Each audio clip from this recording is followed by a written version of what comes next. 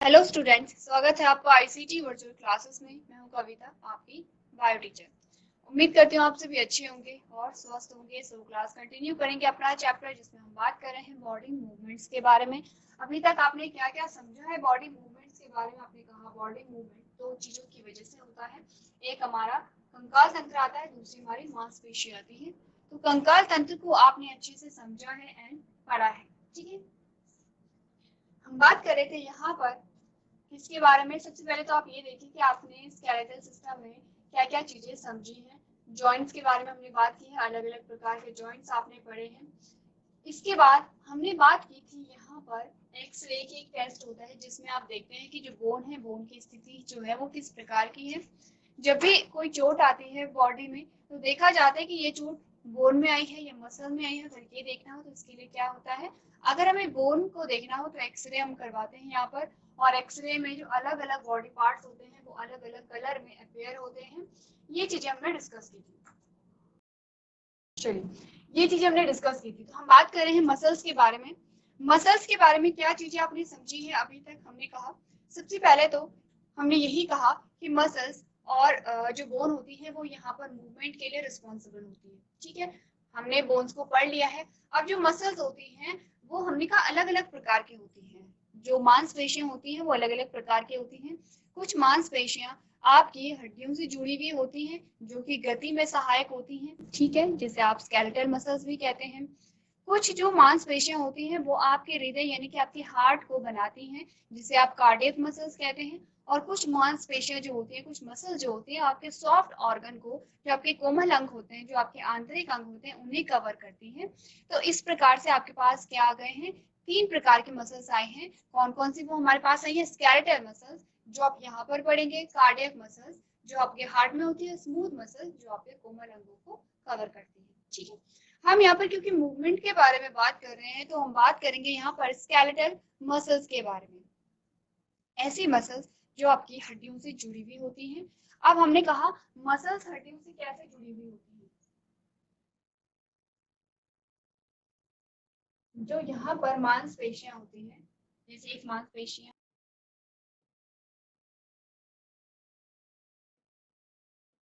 जो मांसपेशियां होती हैं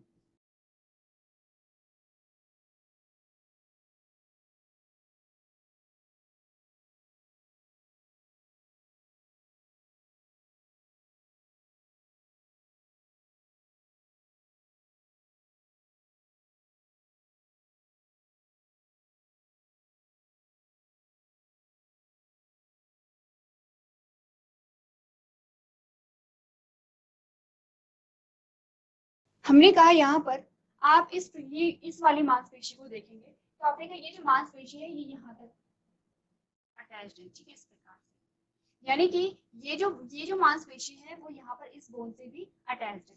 अब होता क्या है मांसपेशी में, मांसपेशियों की जो नॉर्मल साइज होती है वो इस प्रकार है, ठीक है। मांसपेशियों में कुछ स्पेशल प्रकार के प्रोटीन होते हैं, जिसे एक्टिन एंड मायोसिन कहते हैं। आपको बहुत ज्यादा डिटेल में पढ़ने की जरूरत अभी नहीं है, क्योंकि जब आप बात करेंगे मसल्स के बारे में, मांसपेशियों के बारे में जब हम बात करेंगे, जब आप हायर क्लासेस में जाएंगे तब आप डिटेल में समझेंगे। अब ये एक जनरल सा आइडिया ले लीजिए, आप इतना समझ लीजिए कि मांसपेशियां गति में किस प्रकार से सहायक होती होंगी, ठीक है। अब हमने कहा कि यहाँ पर क्या है, मांसपेशियों में कुछ स्पेशल प्रकार की क्या होती है, प्रोटीन होती है।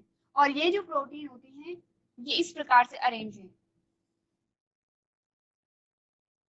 अब क्या होता है, आपकी बॉडी में कुछ चेंजेस आते हैं। यहाँ पर हमने कहा जब संकुचन होता है, जो कॉन्ट्रैक्शन होता है, कॉन्ट्रैक्शन यानी कि सिकुड़ना, जो कॉन्ट्रैक्शन होता है उसके लिए भी कोई रीजन यहाँ पर होता है, जो कि आप जब डिटेल में चैप्टर पढ़ेंगे तब आप समझेंगे। हमने कहा इन प्रोटीन में क्या हुआ, कॉन्ट्रैक्शन हुआ, संकुचन हुआ, तो इनका जो स्ट्रक्चर है ये ऐसे यहाँ पर अरेंज हो जाता है। अब आप दोनों में डिफरेंस देख पा रहे हैं। जहां पर हमने कहा कि मांसपेशियों, अगर हमने कहा जो मांसपेशियां थी, अगर हम कहें कि उनका जो यहाँ पर एरिया था वो यहाँ से लेकर के यहाँ तक था, यानी कि एक जो मसल्स थी वो इतनी चौड़ी थी, वो रिलैक्स थी जब, लेकिन वही जब कॉन्ट्रैक्ट हो गई है तो अब उसका जो एरिया है वो इतना रह गया है। आपने का एरिया में चेंजेस आए हैं, अगर आप दोनों को देखेंगे तो दोनों को आप क्या समझ आएगा, ये ज्यादा चौड़ा भाग है, ये कम चौड़ा भाग है। तो क्या हुआ, हमने कहा जो मसल्स थी, जो यहाँ पर मसल्स में जो प्रोटीन थी वो ऐसे अरेंज थी, जब इनमें कॉन्ट्रैक्शन हुआ तो ये ऐसे शिफ्ट हो गई है। ठीक है, क्या हुआ, पहले ये रिलैक्स थी ऐसे थी, जब कॉन्ट्रैक्शन हुआ तो ये ऐसे इस प्रकार से क्या हो गई है, शिफ्ट हो गई है। ठीक है, तो यहाँ पर सेम चीजें हुई हैं कि जब इस प्रकार से था तो एरिया क्या है, ज्यादा होगा, जब यहाँ पर इस प्रकार शिफ्ट हो गए हैं तो एरिया क्या होगा, कम होगा। ऐसे ही क्या होती है, जो प्रोसेस होती है वो प्रोटीन में पाई जाती है। अब जो यहाँ पर क्या होता है, जैसे ही मसल्स में कॉन्ट्रैक्शन हुआ तो मसल्स में एक और चीज यहाँ पर आपको ध्यान देनी कि मसल का जो साइज है, जो मसल में जो प्रोटीन है उनका जो साइज है वो सेम रहता है। साइज आप देख लें, ये साइज सेम है, बस ये शिफ्ट हो जाते हैं, इनकी जो पोजीशन है उसमें चेंज आ जाता है। जैसे कि मैंने ये कहा ये प्रोटीन है, अब ये जो प्रोटीन है ये ऐसे शिफ्ट हो गई है, इसका मतलब ये जो प्रोटीन थी और ये वाली जो प्रोटीन थी, इन दोनों का साइज सेम है, दोनों के साइज में, दोनों के आकार में कोई परिवर्तन नहीं आया है, सिर्फ इनकी पोजीशन में चेंज आया है। तो हमने कहा कि पहले जो मसल्स रिलैक्स थी, विराम अवस्था में थी, वो जब कॉन्ट्रैक्ट हो जाती है, संकुचित हो जाती है, तो उसका जो साइज है वो क्या होगा, जो इनका जो मूल आकार है वो तो सेम रहेगा, लेकिन अब ये क्या है, अब ये छोटे एरिया में, कम एरिया में क्या हो गए हैं, कॉम्पैक्ट हो गए हैं। तो हमने कहा यहाँ पर जो मसल्स का जो यहाँ पे साइज है वो क्या हो गया है, कम हो गया है। ठीक है, मसल्स का साइज कम कैसे हुआ है, आपने कहा शिफ्ट हुए हैं दोनों प्रोटीन, तब यहाँ पर साइज कम हुआ है। जब ये शिफ्ट होंगे, इसका मतलब मसल्स में गति होगी, मसल्स में मूवमेंट होगी, और मसल्स के साथ जो बोन जुड़ी होगी, जो हड्डी जुड़ी होगी, उसमें भी गति होगी, उसमें भी मूवमेंट होगी। जब मसल्स में क्या हुआ, मसल्स कॉन्ट्रैक्ट हुई, मसल्स में मूवमेंट हुआ, तो मसल्स के साथ साथ हड्डी में भी क्या होता है, यहाँ पे कॉन्ट्रैक्शन होता है। ये चीज हम यहाँ पर देखते हैं, ये जो मसल्स है जब इसमें कॉन्ट्रैक्शन होता है, तो जब ये कॉन्ट्रैक्ट होगी, जब ये छोटी होगी तो ये हड्डी को ऊपर की ओर क्या होती है, खींचती है। ठीक है, हमें फील नहीं आता है, लेकिन जो मूवमेंट होता है यहाँ पर वो इसी प्रकार का होता है कि ये जो मसल्स होगी, ये जो मसल्स यहाँ पर पाई जा रही हैं, इन मसल्स में कॉन्ट्रैक्शन होगा, और जब इन मसल्स में कॉन्ट्रैक्शन होगा ये सिकुड़ेंगी, तो सिकुड़ने का मतलब है हाथ इस प्रकार से बैंड हो जाएगा, जैसे ये मेरा हाथ है, अब मसल्स में कॉन्ट्रैक्शन हुआ होगा यहाँ, और ये जो हड्डी है ये अब आगे की ओर बैंड हो पा रही है। क्यों बैंड हो पा रही है, क्योंकि मेरी यहाँ की जो मसल्स हैं उनमें कॉन्ट्रैक्शन हुआ होगा। तो इस प्रकार से क्या होती है, यहाँ पे गति पाई जाती है।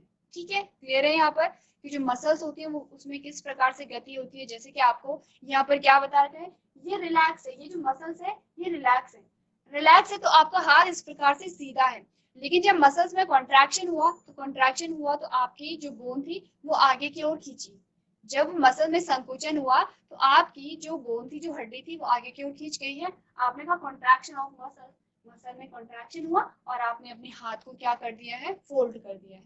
ठीक है, क्लियर है इतना, यहाँ तक की बात अगर क्लियर है तो हम आगे बढ़ेंगे। कोई भी डाउट अगर रह जाता है तो आप लोग क्या कर सकते हैं, पूछ सकते हैं। अब सेकंड हमारे पास आता है कार्टिलेज। कार्टिलेज जो है वो हड्डी जैसा ही कुछ एक भाग होता है, लेकिन हड्डी जितना कठोर नहीं होता है। ठीक है, तो हमने कहा जो कार्टिलेज होता है वो क्या करता है, यहाँ पर जो आपके कोमल अंग है उनका फॉर्मेशन करते हैं। जैसे कि अगर आप अपने ईयर का ये वाला पोर्शन देखेंगे, अपने ईयर का ये वाला पोर्शन आप देखेंगे, आपने कहा कि आप इसे इजीली फोल्ड कर सकते हैं, ये स्किन भी नहीं लगती है आपको, ये हड्डी भी नहीं लगती है, ये क्या होती है, सॉफ्ट होती है। ये आपके नोज का ये वाला जो रीजन होता है, तो आपने कहा ये भी क्या होता है, सॉफ्ट होता है। क्या कहते हैं इसे, कार्टिलेज कहते हैं।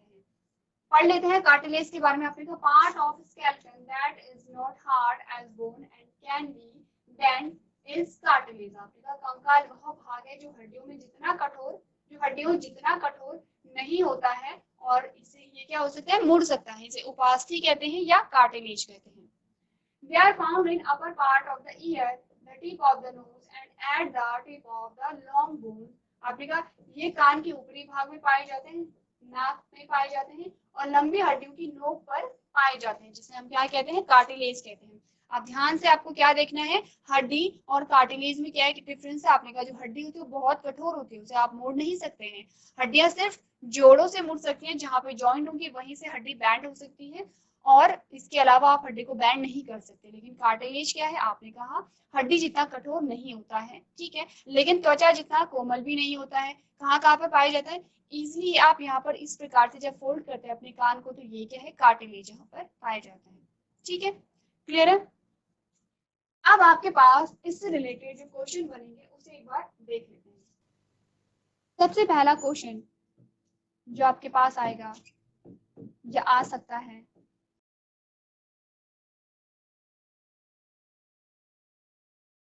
मांसपेशियां क्या है?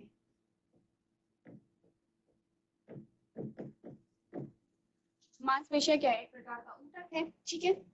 सेकंड हमने क्या बोला?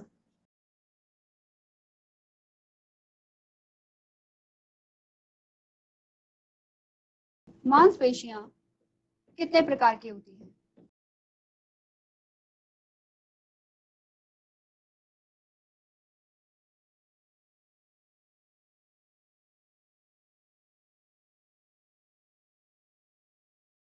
ठीक है, कितने प्रकार की होती है हमने डिस्कस किया था।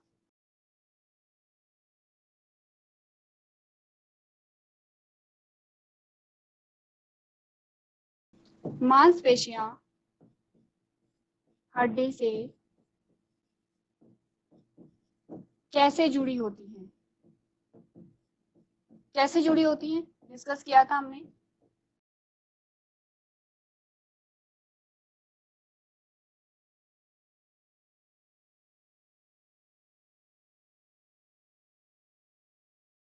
मांसपेशियां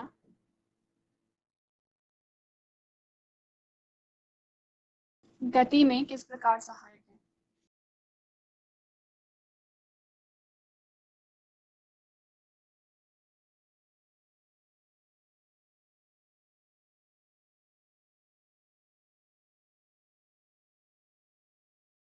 ठीक है, मांसपेशियां जो होती हैं वो गति में किस प्रकार सहायक है? सबसे पहले तो मांसपेशी क्या हमने कहा एक प्रकार का ऊतक होती है, ठीक है। ऊतक क्या होते हैं? जो कोशिकाओं से निर्मित होते हैं। सेकेंड हमने बोला मांसपेशी कितने प्रकार की होती है? हमने कहा 3 प्रकार की होती है। क्या नाम है उनके? आपने कहा सबसे पहले आता है स्केलेटल मसल जो गति के लिए सहायक होता है, ठीक है। दूसरा हमने कहा यहाँ पे कार्डियक मसल जो आपके हृदय को बनाती है। तीसरी हमने कहा स्मूथ मसल जो आपके कोमल अंगों में पाई जाती है। तीसरा हमने कहा कि मांसपेशियां हड्डी से कैसे जुड़ी हुई होती है। हमने कहा टेंडोन के द्वारा जो मांसपेशी है वो हड्डियों से जुड़ी हुई होती है।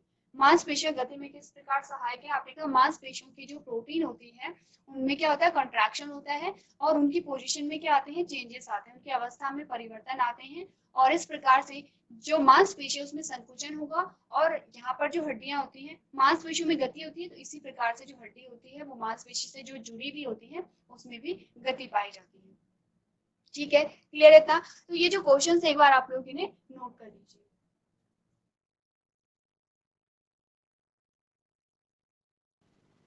चलिए अब हम यहाँ पर जो कार्टिलेज है उससे रिलेटेड क्वेश्चंस को देखते हैं कि उससे रिलेटेड क्या क्या क्वेश्चंस आपके पास बनेंगे। सबसे पहले तो यही आपके पास बनेगा कि उपास्थि क्या है।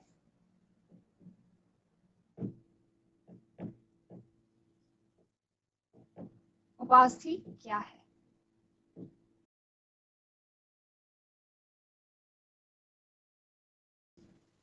दूसरा उपास्थि कहाँ पाई जाती है?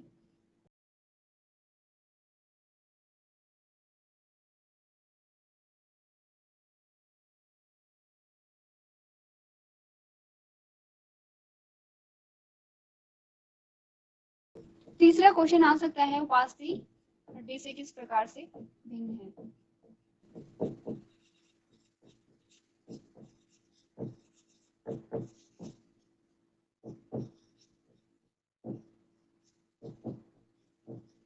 ठीक है, ये क्वेश्चन आपके पास बन सकता है। चलिए यहाँ तक हमने बात कर ली है। अभी तक हमने क्या क्या टॉपिक पढ़े हैं? हमने पढ़ा है मूवमेंट यानी कि गति। गति किसके द्वारा होती है? स्केलेटल सिस्टम यानी कंकाल तंत्र के द्वारा होती है। हमने कंकाल तंत्र के बारे में बात की है। नेक्स्ट हमने यहाँ पे मसल्स के बारे में बात की है।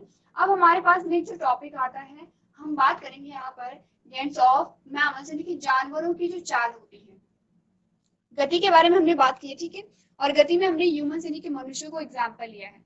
हमने कहा मनुष्य में अगर गति हो रही है तो वो किस प्रकार से होती है, ये चीजें हम यहाँ पर डिस्कस कर रहे थे। अब हम देखेंगे कि जो यहाँ पर एनिमल्स होते हैं, जो अलग अलग जो यहाँ पर जंतु होते हैं उनमें किस प्रकार से चाल होती है। जैसे कि अगर आप इमेज को देखेंगे, आपको इमेज में कॉकरोच दिखा, स्नेल दिखा है, स्नेक दिखा है, यहाँ पे आपको फिश बर्ड दिखाई दे रही है, ठीक है। हमने कहा हर एक की चाल अलग अलग है। अगर आप स्नेल की चाल में और फिश की चाल में देखेंगे तो दोनों की चाल में डिफरेंस होगा। अगर हम कॉकरोच की चाल में और स्नेक की चाल में देखेंगे तो दोनों की चाल में डिफरेंस होगा। अब ये सारी चीजें आपने देखी हैं, ठीक है, चाहे आप केंचुए की बात करें, चाहे आप क्या करें बर्ड की बात करें, हमने सभी जो यहाँ पे एनिमल्स हैं उनको आपने देखा है और उनकी चाल के बारे में आप जानते हैं। तो अब हम जानेंगे कि इस जीव में चाल किस प्रकार से पाई जाती है। आपने कहा the different patterns of movement of animals due to the difference in their skeletal structures are called gaits of animals। ठीक है, हमने कहा कि जानवरों की कंकाल संरचना में अंतर के कारण उनकी गति में विभिन्न पैटर्न को जानवरों की चाल कहा जाता है। अब हमने कहा चाल में क्यों डिफरेंस पाया जा रहा है, क्योंकि कंकाल तंत्र में डिफरेंस है, ठीक है, स्केलेटल सिस्टम में क्या है, डिफरेंस पाया जा रहा है। तो सबसे पहले आपके पास जो आता है वो है अर्थवर्म। अर्थवर्म केंचुआ, क्या होता है केंचुआ, ये सभी ने देखा है केंचुआ, सभी ने केंचुआ देखा होगा। इस प्रकार से ये जो केंचुए होते हैं या आपको रेनी सीजन में इजीली मिल जाते हैं, या फिर आप जो काव डंग होती है, काव डंग की जो ढेर होती है उनमें आपको बहुत इजीली ये देखने को मिलते हैं। क्या कैसा स्ट्रक्चर होता है इनका, कैसा स्ट्रक्चर होता है इनका,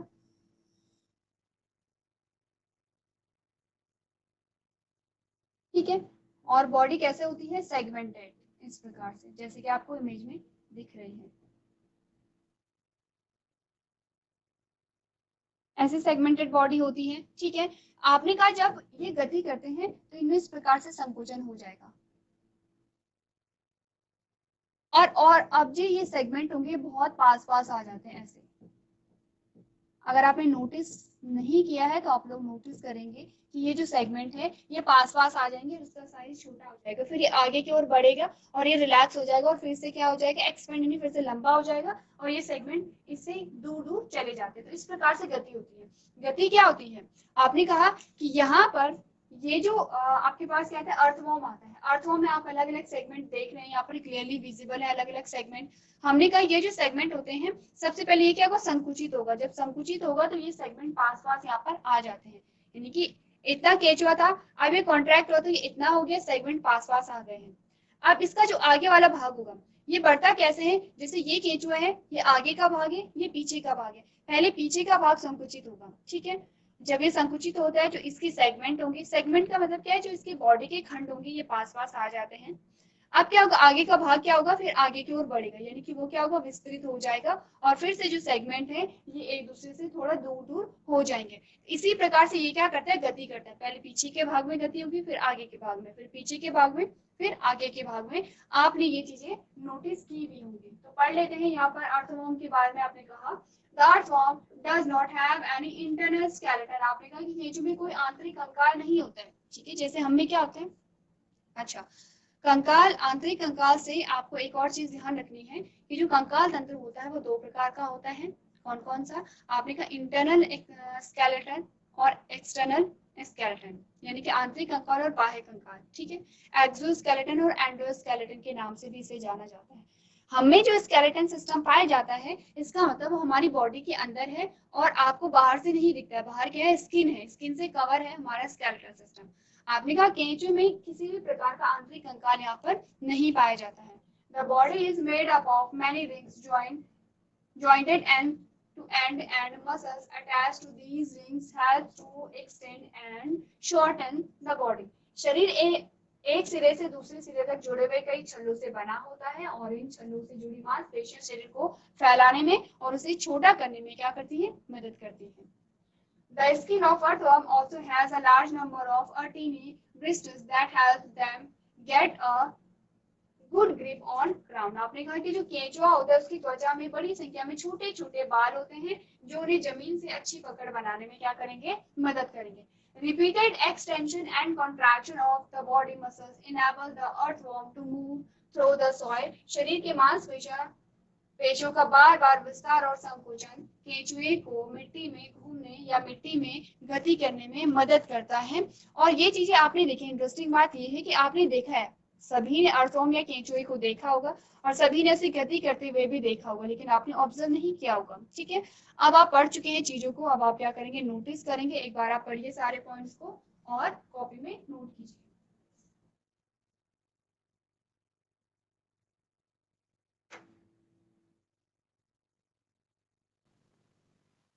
चलिए, तो हमने एक नया टॉपिक स्टार्ट किया जिसमें आप देख रहे हैं कि अलग-अलग जो जंतु होते हैं उनमें किस प्रकार से गति पाई जाती है। केंचुए को आपने पढ़ लिया है। नेक्स्ट हम यहाँ पर बात करने वाले हैं स्नेल यानी कि घोंघा के बारे में। आपने स्नेल देखा होगा। अब आप यहाँ पर ऑब्जर्व करेंगे क्योंकि रेनी सीजन चल रहा है, आपको इजिली जो स्नेल है वो देख सकते हैं। ऑब्जर्व करेंगे स्नेल में किस प्रकार से मूवमेंट हो रही है। तो आज के सेशन में हम इतना ही करेंगे। आपको जो भी चीजें होमवर्क में दी जाती हैं वो आप लोग करके लेके आएंगे। तो अभी तक क्लास में बने रहने के लिए आपका धन्यवाद।